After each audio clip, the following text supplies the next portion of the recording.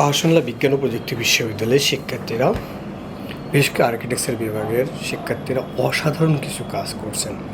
আর্কিটেকচারে এত সুন্দর সুন্দর কাজ তারা করেন যেটা চিন্তাই করা যায় না, কল্পনাও করা যায় না। তাদের ডিজাইনগুলো মনে হয় যে একটা একটা করে ছবি যেন ছবির চেয়েও সুন্দর।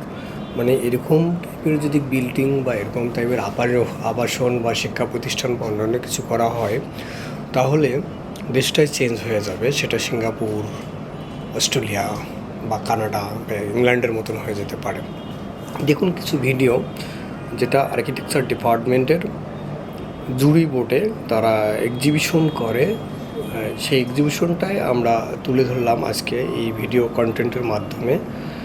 দেখুন কত সুন্দর সুন্দর ডিজাইন তারা করছেন। এই ডিজাইনগুলো তারা বাস্তবে রূপ দিয়েছে তারা অনেক জায়গায়।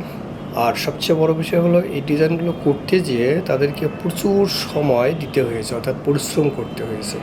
আর্কিটেকচার ডিপার্টমেন্ট কেন এত গুরুত্বপূর্ণ এবং কেন এত মেধাবী শিক্ষার্থীদের দরকার, তাদের এই কাজগুলো দেখলেই বুঝতে পারবেন। আপনি সুন্দর সুন্দর ভিডিওগুলো, বিল্ডিংগুলো আপনি দেখলে, আমি একটা কৌতূহলবশত এই ভিডিওগুলো করেছি। এরকম আরও কিছু ভিডিও আমি আপলোড করব ভবিষ্যতে, আমার কাছে আছে।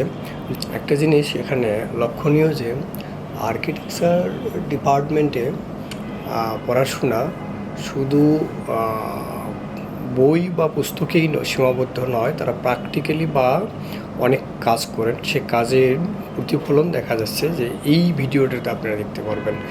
এই ভিডিওটাতে আমি আর বেশি কথা বলবো না, শেষে এইটুকুই বলতে চাই যে আহসানুল্লাহ বিজ্ঞান ও প্রযুক্তি বিশ্ববিদ্যালয়ের আর্কিটেকচার ডিপার্টমেন্ট অন্যতম একটি ডিপার্টমেন্ট, যেখান থেকে বের হয়ে খুব নাম করা আর্কিটেক্ট হয়েছেন বা আর্কিটেক্ট কাজ করছেন এরকম। তো আর্কিটেক্টরা যদি সুন্দর সুন্দর ডিজাইন বা পরিকল্পনা দিতে পারে, তাহলে একটা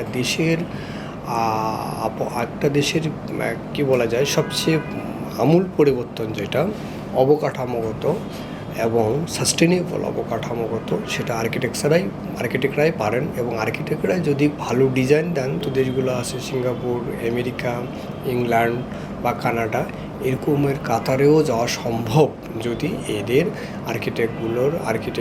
আর্কিটেক্টগুলোর ভালোভাবে প্রতিফলন করা যায়। তো আজ এ পর্যন্তই। আপনারা দেখুন, ধন্যবাদ। নতুন আরও কোনো ভিডিও আপনাদের কাছে আপলোড করব।